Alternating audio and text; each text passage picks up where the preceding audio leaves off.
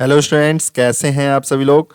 चलिए, तो आप लोगों के डिमांड पे, आप लोगों के रिक्वेस्ट पे एक बहुत ही इंपॉर्टेंट वीडियो आज मैं लेके आया हूं। स्टूडेंट्स, आज हम लोग सॉल्व करने चल रहे हैं अपना प्रीवियस सीबीटी पेपर, जो कि अभी मार्च में हुए थे। ठीक है, फरवरी मार्च में जो पेपर आप लोगों के हो रहे थे, कुछ स्टूडेंट्स ने दिया भी होगा पेपर, तो उनको आइडिया है किस तरीके का पेपर आया है।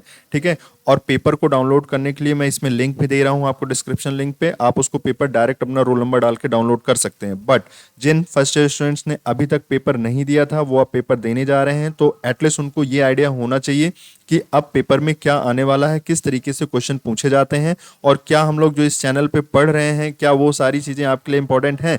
तो आज इस बात का भी प्रूफ हो जाएगा स्टूडेंट्स कि क्या ये इंपॉर्टेंट जो भी मैं करा रहा हूँ एमसीक्यू सीरीज, क्या वो आपके लिए वाकई इंपॉर्टेंट है या फिर बस मैं ऐसे ही बोल रहा हूँ, है ना, जैसे कि सारे यूट्यूबर्स, सारे टीचर्स बोलते हैं। ठीक है, तो ऐसी बात नहीं है। ठीक है स्टूडेंट्स, वो सारे एमसीक्यू क्वेश्चन जो अभी एम्प्लॉयबिलिटी स्किल की मैंने 10 क्लास लगातार अपलोड किए हैं, वो आप लोगों को एम्प्लॉयबिलिटी स्किल में निश्चित रूप से पास करा देगी। ठीक है, लेकिन उससे इंपॉर्टेंट बात ये है यहाँ पे कि आपको आज मैं बता देता हूँ सबसे पहले कि आपके पेपर में क्या क्या आने वाला है। ठीक है स्टूडेंट्स, तो जैसा कि आप लोग जानते भी हैं, ठीक है, आप लोग बिल्कुल जानते होंगे, लेकिन अगर जिन लोगों को नहीं पता है उन लोगों के लिए ये जानकारी काफ़ी इंपॉर्टेंट हो जाती है कि आपके पेपर में आने क्या वाला है। ठीक है, तो स्टूडेंट्स, आपके पेपर में सबसे पहले मैं बता दूं कि देखिए, इसमें आपका जो आप जैसे जैसे कि आप सभी फर्स्ट ईयर वाले स्टूडेंट्स के लिए मैं बात कर रहा हूँ। ठीक है, ध्यान रखना, ये सभी first year ITI first year वाले स्टूडेंट्स के लिए है, ये बातें कर रहा हूँ मैं।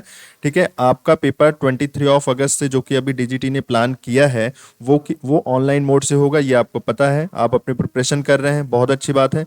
लेकिन स्टूडेंट्स, इसमें आपको ये ध्यान देना है कि जो आपका पहले पेपर फर्स्ट के नाम से आता था, ठीक है, जिसमें हम लोग बोलते थे कि ये पेपर फर्स्ट है, एक्चुअल में वो ट्रेड थियरी होती थी। ठीक है, तो आपकी पहला जो सब्जेक्ट है आपका ट्रेड थियरी, स्टूडेंट्स, वो आएगा आपका 40 मार्क्स का, और सॉरी 40 क्वेश्चंस आएंगे, और आपके 100 मार्क्स के वो रहेंगे क्वेश्चंस। ठीक है, तो ओवरऑल आपका 100 मार्क्स का क्वेश्चन रहेगा। फिर आपके लिए ये जो दूसरा पेपर है, उसको कहते हैं हम लोग वर्कशॉप कैलकुलेशन एंड साइंस। ठीक है, वर्कशॉप कैलकुलेशन एंड साइंस, इसके स्टूडेंट्स 20 क्वेश्चन आएंगे, और ये 50 मार्क्स के होंगे। ठीक है, इसी तरीके से आपका एक तीसरा सब्जेक्ट है, थर्ड सब्जेक्ट। ठीक है, ये उसमें सेक्शन वाइज तो नहीं होंगे, इसमें टोटल 80 क्वेश्चंस होंगे। पहले ट्रेड थ्योरी का होगा, फिर वर्कशॉप कैलकुलेशन का होगा, फिर एम्प्लॉयबिलिटी स्किल का होगा।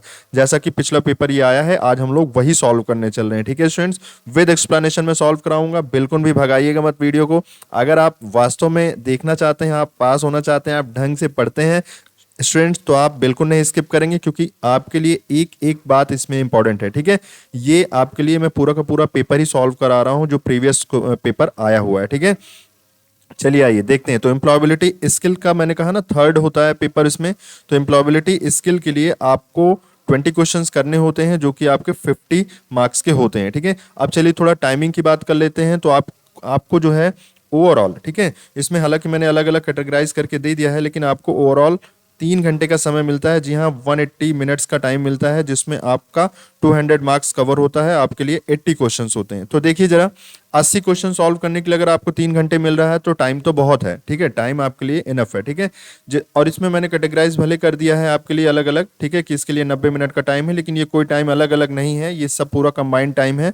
ठीक है, तो ओवरऑल आपको 3 घंटे मिलेंगे, और आपको 80 क्वेश्चन करने हैं, जिसमें 20 क्वेश्चन एम्प्लॉयबिलिटी स्किल के, 20 question workshop calculation and science first के, और 20 क्वेश्चन आपके रिलेटेड ट्रेड थ्योरी से। आप अगर इलेक्ट्रीशियन ट्रेड के हैं, तो आपके लिए इलेक्ट्रीशियन ट्रेड थ्योरी की क्वेश्चंस आएंगे 40।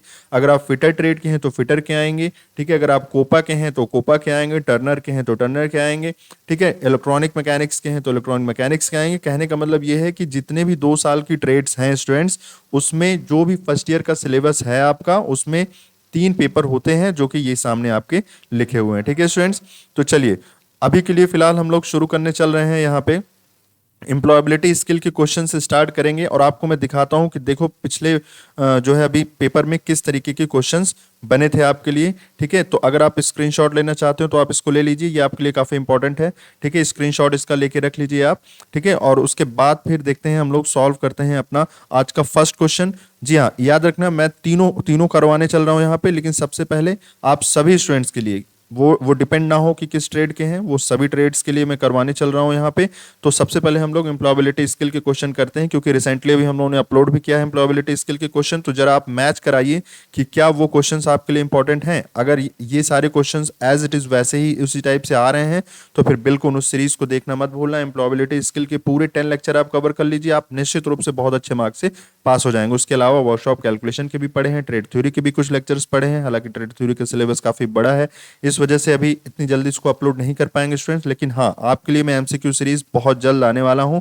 एक ही 2 दिन में आपके लिए सारे एमसीक्यू सीरीज जो भी इजी क्वेश्चन हैं उसमें वो मैं आपको करवा दूंगा, जिससे आप एटलीस्ट एवरेज मार्क्स अबव पास हो जाओ। और जो लोग पढ़े हैं वो तो अच्छे मार्क्स से पास होंगे ही। ठीक है, तो चलिए शुरू करते हैं आज का अपना सीबीटी पेपर जो कि फरवरी में हुआ है, उसका फर्स्ट क्वेश्चन एम्प्लॉयबिलिटी स्किल से। ठीक है, ठीक है, तो देखते हैं फर्स्ट क्वेश्चन।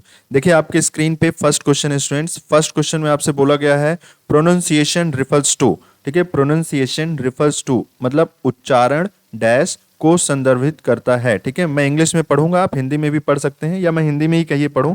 ठीक है, आप इंग्लिश में पढ़िए। तो एम्प्लॉयबिलिटी देखिए इसमें क्वेश्चन नंबर 61 से इसमें लिखा है। तो मैंने कहा ना कि पहले 40 क्वेश्चंस आएंगे ट्रेड थ्योरी के, फिर आपका रहेगा वर्कशॉप कैलकुलेशन का 20 क्वेश्चन। तो कितने हो गए? 60 हो गए। अब 61 से लेके 80 क्वेश्चन नंबर तक आपके होंगे एम्प्लॉयबिलिटी स्किल के। ठीक है, तो आपके तीनों पेपर में ये तीसरा पार्ट अभी हम लोग करने चल रहे हैं। इसके ऊपर जस्ट दिया भी है। ठीक है, वो अभी मैं आपको वर्कशॉप कैलकुलेशन जब करवाने लगूँ तो दिखाता हूँ आपको। फिलहाल 61 से 80 तक करवा रहा हूँ अभी। ठीक है, देखिए जो इसमें आपका 61 नंबर क्वेश्चन है। ठीक है, ये क्वेश्चन कोड है दिया है, इससे आपको मतलब नहीं है। आंसर इसी में दे दिया गया है। ये डायरेक्ट पेपर था, पीडीएफ था, तो इसीलिए मैंने ऐसे ही ले लिया है। ठीक है, आपको मैं समझाऊंगा कि क्यों ये आंसर सही है। चलो आओ देखते हैं। फर्स्ट क्वेश्चन ये है प्रोनाउंसिएशन रिफर्स टू मतलब उच्चारण संदर्भित करता है। किसको संदर्भित करता है? तो आपको मैं बता दूं कि इसमें डी ऑप्शन इसमें सही दिया है, बिल्कुल सही। Production of sound. ठीक है, प्रोडक्शन ऑफ साउंड। प्रोनाउंसिएशन जैसे कहते हो नहीं कि आपका प्रोनाउंसिएशन अच्छा नहीं है, कहने का मतलब आप सही नहीं बोल रहे हो। जैसे आपको बोलना है होटल, तो अगर आपको यूएस या ब्रिटेन लैंग्वेज में बोलना है तो होटल करके बोलते हैं ना, तो वो लैंग्वेज आपको उसको उसी को कहते हैं प्रोनाउंसिएशन। ठीक है, कोई जैसे जैसे कहते हैं ना दिस इज, तो कोई इज बोलता है, कोई इज बोलता है। ठीक है, तो इज तो गलत है ना, बोलने के लिए बोल सकते हो आप। ठीक है, वो प्रोनाउंसिएशन की गड़बड़ी है, लेकिन आपको कायदे से क्या बोलना चाहिए? इज। ठीक है, तो ये है जो है करेक्ट प्रोनाउंसिएशन करने का तरीका। ठीक है, मतलब आप किसी वर्ड को बोलते हो लेकिन आप सही तरीके से उसको नहीं बोल रहे हो। ठीक है ना, ये चीजें हैं। तो यही बातें हो गई। कहिए तो आपसे एक मजाक की बात कर दूं, जैसे जैसे एक स्टूडेंट्स को मैं पढ़ा रहा था और मैंने लिखा नॉलेज। ठीक है, तो नॉलेज को वो क्या बोल रहा है? कनौ लदगे। ठीक है, मतलब पूरा फुल प्रोनाउंसिएशन उसने कर दिया कनौ लदगे। ठीक है, तो कनौ लदगे नहीं होता भैया, नॉलेज होता है। ठीक है, वो स्टूडेंट्स अगर देख रहा है ये वीडियो तो प्लीज जो है बुरा मत मानना है, बस ऐसे ही मैंने बोल दिया। ठीक है, तो कनौ लदगे नहीं होता है, नॉलेज मीन्स होता है ज्ञान, और नॉलेज की स्पेलिंग के से शुरू होती है, इसलिए उसने कनौ लदगे स्टार्ट कर दिया बोलना। ठीक है, तो चलिए ये तो रही मजाक की बात। फिलहाल आपके लिए है इसमें डी आंसर बिल्कुल सही है। ठीक है, तो प्रोडक्शन ऑफ साउंड जो होता है वो आपका करेक्ट प्रोनाउंसिएशन मतलब प्रोनाउंसिएशन को रिप्रेजेंट करता है। मतलब प्रोनाउंसिएशन है मतलब प्रोडक्शन ऑफ साउंड। साउंड ध्वनि का जो उत्पादन है, जैसे हम बोलते हैं, बोलने की जो प्रक्रिया है, जो तरीका है, उसी को संदर्भित करने के लिए क्या यूज करते हैं? Word pronunciation. ठीक है, उच्चारण।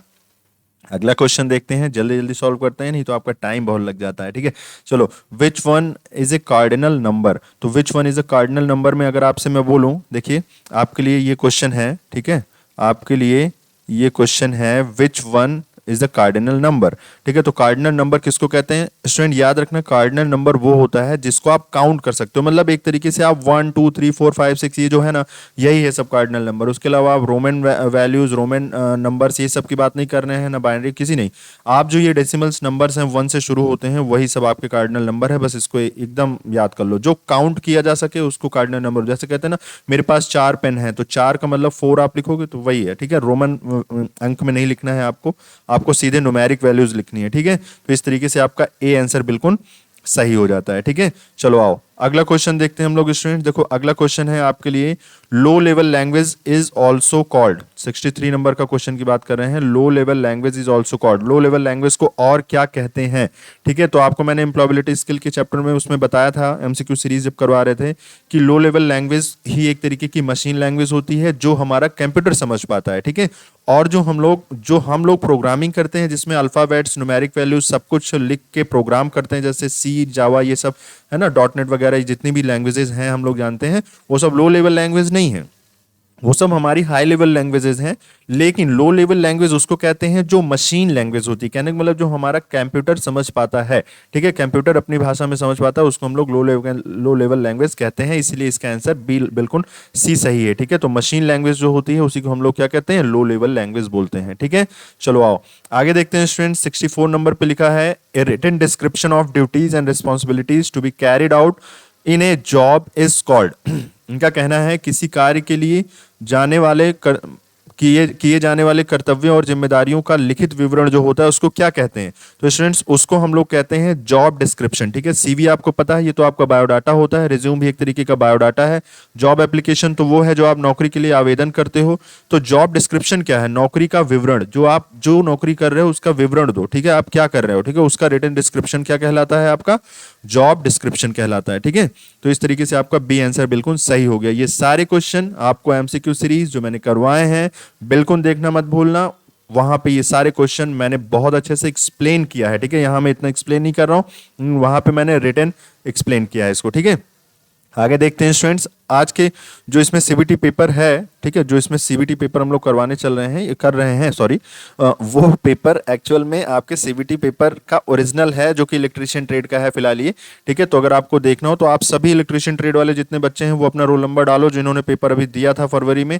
ठीक है, मैंने लिंक दे रखा है डिस्क्रिप्शन बॉक्स पे, उस पर जाइए, लिंक पे डायरेक्ट क्लिक करिए, अपना रोल नंबर डालिए, आप अपना पेपर डाउनलोड कर सकते हैं, आप अपना एवेल्युएशन कर सकते हैं कि आप क्यों गड़बड़ हुआ, आप क्यों सप्लीमेंट्री एग्जाम दे रहे हो, मतलब कितने मार्क्स से आप गड़बड़ हो गया आपका पेपर। चलो क्वेश्चन नंबर 65 में देखते हैं, कंप्यूटर कंसिस्ट ऑफ। आप भी जानते हो कि कंप्यूटर क्या होता है? हार्डवेयर और सॉफ्टवेयर का कॉम्बिनेशन होता है। ठीक है, तो answer number B is the correct one. ठीक है, हार्डवेयर और सॉफ्टवेयर होता है, कंप्यूटर प्रणाली में हार्डवेयर और सॉफ्टवेयर होते हैं। ठीक है, हार्डवेयर और सॉफ्टवेयर, तो बी आंसर बिल्कुल सही है, स्टूडेंट्स ने सही टिक किया था। चलो आगे देखते हैं स्टूडेंट्स। आगे आपके लिए क्वेश्चन है 66, computer network that spans a regional, national और ग्लोबल एरिया इज कॉल्ड। कहने का मतलब ये है कि एक कोई कंप्यूटर नेटवर्क जो एक क्षेत्रीय, राष्ट्रीय और वैश्विक क्षेत्र तक फैला होता है, ठीक है, उसे क्या कहते हैं स्टूडेंट्स? उसको मैंने बताया था आपको कि उसको वैन बोलते हैं। क्या बोलते हैं? वैन। ठीक है, वाइड एरिया नेटवर्क वैन बोलते हैं, WAN वैन बोलते हैं। ठीक है, सी आंसर बिल्कुल आपका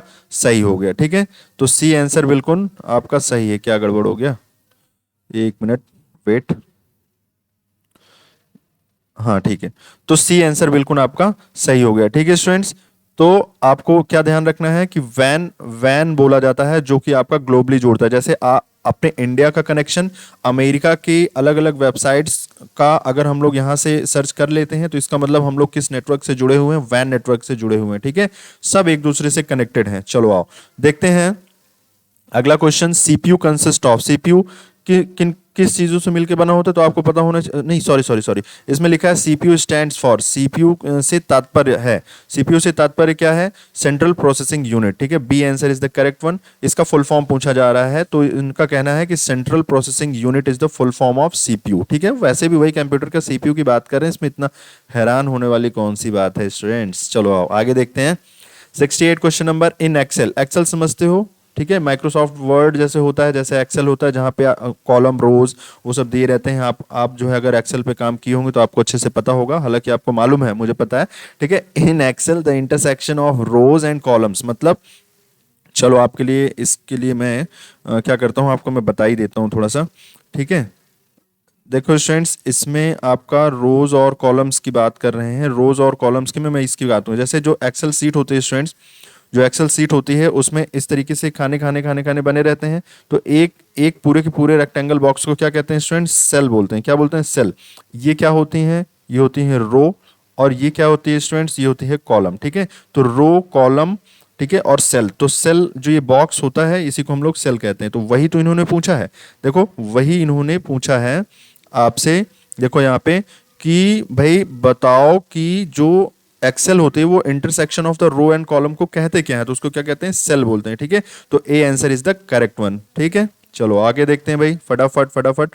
ठीक है, listening of music only is derived pleasure comes under, कह रहे हैं आनंद प्राप्त करने के लिए केवल गाने सुनना किस तरीके की लिसनिंग कहलाती है, किस तरीके का लिसनिंग बोला जाता है। ठीक है, तो लिसनिंग मीन्स सुनना। ठीक है, किस तरीके की सुनने के तरीका बोला जाता है, तो आपको मैं बता दूं कि उसको एप्रिसिएटिव लिसनिंग बोलते हैं, प्रशंसात्मक लिसनिंग बोलते हैं। ठीक है, अब देखो ना, हिंदी में अगर आपसे बोलूं कि ये क्या है, ये है चिकित्सीय, जो चिकित्सा थोड़ी ना होती है उससे। ठीक है, ये है क्रिटिकल, क्रिटिकल तो वो होता है जिसको आपको सुनना बहुत जरूरी होता है। ठीक है, कम्प्रिहेंसिव भी एक तरीके का क्रिटिकल का ही पार्ट है जिसको सुनना इंपॉर्टेंट होता है, जैसे रेलवे लाइंस की अनाउंसमेंट।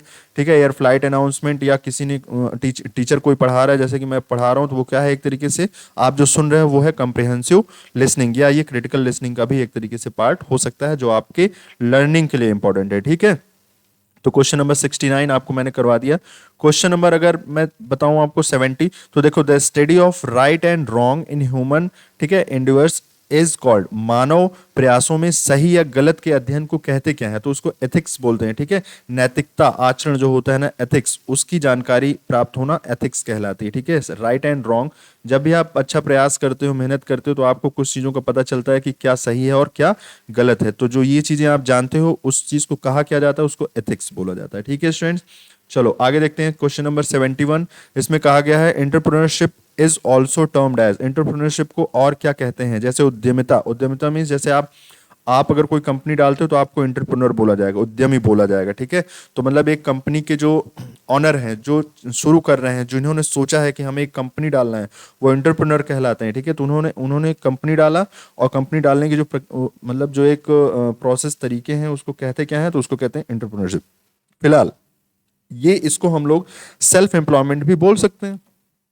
भाई सेल्फ एम्प्लॉयमेंट इसलिए बोल सकते हैं कि आपने खुद से रोजगार पैदा किया है, तो सी आंसर बिल्कुल आपका सही हो गया। ठीक है, आओ अगला क्वेश्चन देखते हैं स्टूडेंट्स। अगला क्वेश्चन है आपके लिए, विच one is a web based accounting. ठीक है, अच्छा एक चीज और आपको बता दूं, आप यहाँ आंसर पहले ही देख ले रहे हो, तो ऐसा नहीं कि आप भगाते चले जाओ। ठीक है, मेरी बात ही ना सुनो, मैं आपको एक्सप्लेन कर रहा हूँ कि क्यों वो आंसर सही है। ठीक है, ये मत सोचना कि मैं यहीं से देख देख के आपको बता रहा हूँ। ठीक है, मैं आंसर भी बता रहा हूँ आपको क्यों सही है वो। ठीक है, ये सारे क्वेश्चंस मैंने करवाए भी हैं आपको एम्प्लॉयबिलिटी स्किल के उस पूरे के पूरे 10 लेक्चर के सीरीज में, आप जाइए उसको देखिए, ढंग से देखिए, उसमें एक्सप्लेन करके मैंने बताया ये सब चीजें। ठीक है, चलो आओ, विच one is A web based accounting. Web based accounting का मतलब होता है जब, जैसे मान लो आप ऑनलाइन अकाउंटिंग कर रहे हो। ठीक है, तो ऑनलाइन अकाउंटिंग को क्या कहते हैं, मतलब लेखांकन आप कर रहे हो, तो उसको कहते क्या है स्टूडेंट्स, तो उसको कहते हैं हम लोग टैली। ठीक है, टैली एक तरीके का प्रोग्राम है कह लो, या सॉफ्टवेयर बोल लो, जिसपे आप ऑनलाइन अकाउंटिंग करते हो। ठीक है, तो ये याद रखना आपको इंपॉर्टेंट है। ठीक, चलो अगला क्वेश्चन देखते हैं।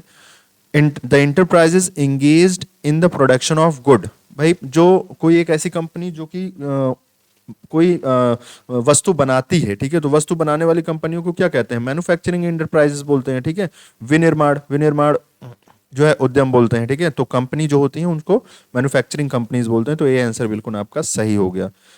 लो प्रोडक्टिविटी विल लीड टू, मतलब इनका कहना है कि कम उत्पादकता से क्या होता है, तो उससे होता है भैया प्रति व्यक्ति जीडीपी में कमी हो जाती है। जीडीपी का मतलब होता है ग्रॉस डोमेस्टिक प्रोडक्ट। ठीक है, जीडीपी का मतलब है ग्रॉस डोमेस्टिक प्रोडक्ट, इसका फुल फॉर्म भी आता है आपके एग्जाम में। ठीक है, याद रखना। ठीक है, तो जीडीपी में गिरावट आ जाती है, एक आदमी की जो एक आय होती है एक तरीके से वो घट जाती है, इस चीज को आप ऐसे सोच सकते हो। ठीक है, तो लो प्रोडक्टिविटी से कंपनी का लॉस होगा, आपका इनपुट ज़्यादा लगेगा, कहने का मतलब आपका रॉ मटेरियल ज़्यादा लगेगा, लेकिन आउटपुट कम आएगा। तो आउटपुट कम आने की वजह से कम उत्पादकता बोलेंगे हम लोग, और उसकी वजह से होगा क्या, पर कैपिटा, पर कैपिटा मतलब प्रति व्यक्ति जीडीपी में कमी आ जाएगी। ठीक है, तो सी आंसर बिल्कुल आपका सही हो गया।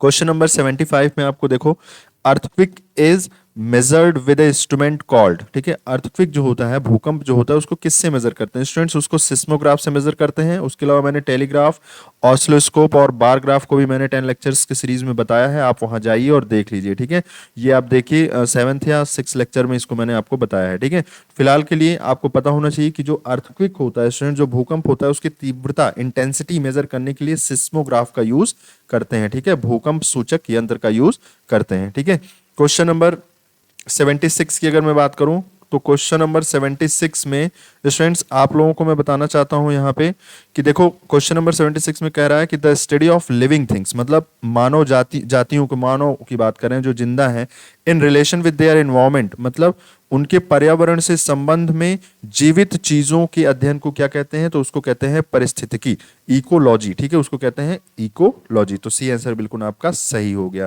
क्वेश्चन नंबर 77 देखते हैं, the reproducing of discarded materials into a new useful product is called, मतलब नए उपयोगी उत्पादों में छोड़ी गई सामग्रियों की पुनः आपूर्ति को क्या कहते हैं। कहने का मतलब ये है, आपके पास कोई प्रोडक्ट है, अब यूजफुल नहीं है, उसको आपने क्या किया, रिसाइकिल कर दिया, रिसाइकिल करके एक नया प्रोडक्ट बना लिया।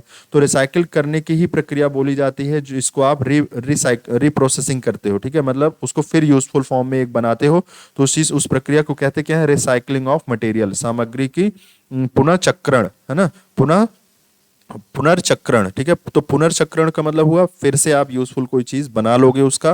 जैसे मान लो आपके यहाँ प्लास्टिक है, टूट गई, तो उसको प्लास्टिक को क्या करते हैं, रिसाइकिल करते हैं, फिर किसी फॉर्म में सेव करके उसको बना लेते हैं। ठीक है स्टूडेंट्स, तो ये चीजें हैं रिसाइकलिंग ऑफ मटेरियल। तो 77 का आपका आंसर बिल्कुल रिसाइकलिंग ऑफ मटेरियल्स होगा।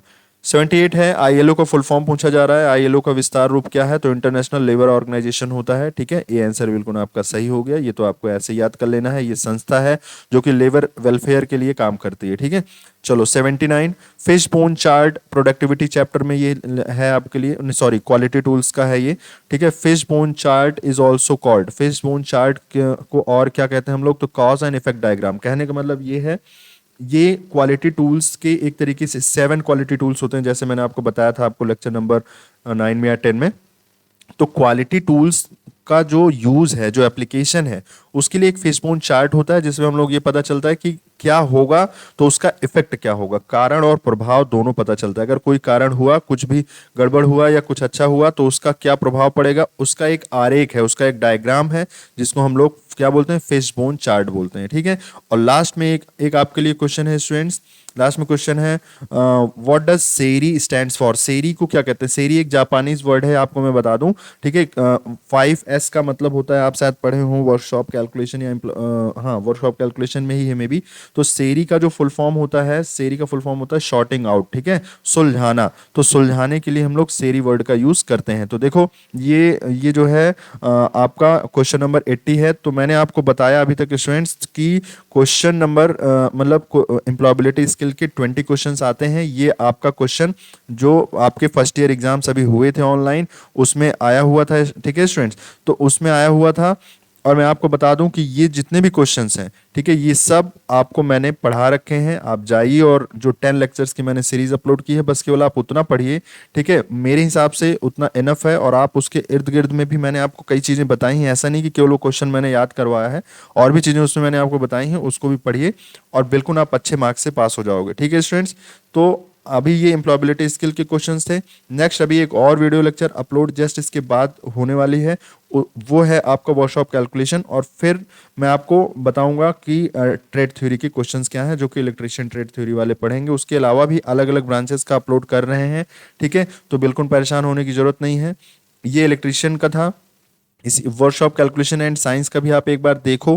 ठीक है, उसके बाद फिर से फिटर ट्रेड का हम लोग मल्टीपल चॉइस क्वेश्चंस करेंगे, एम्प्लॉयबिलिटी स्किल वर्कशॉप कैलकुलेशन का, और साथ ही साथ ट्रेड थ्योरी का भी मैं करवाता जाऊंगा। ठीक है स्टूडेंट्स, तो बिल्कुल परेशान होने की जरूरत नहीं है। मिलते हैं नेक्स्ट क्लास में, तब तक के लिए आप इसको थोड़ा सा एक बार ढंग से देख लीजिए, समझ लीजिए। अगर आपने स्किप किया है तो ठीक है, स्किप मत करना। ठीक है, चलो अगले उसमें देखो, नेक्स्ट जो वीडियो लेक्चर है आपका, उसमें मैं वर्कशॉप कैलकुलेशन एंड साइंस के 20 क्वेश्चन आपको करवा देता हूँ। ठीक है, चलो आओ देखते हैं।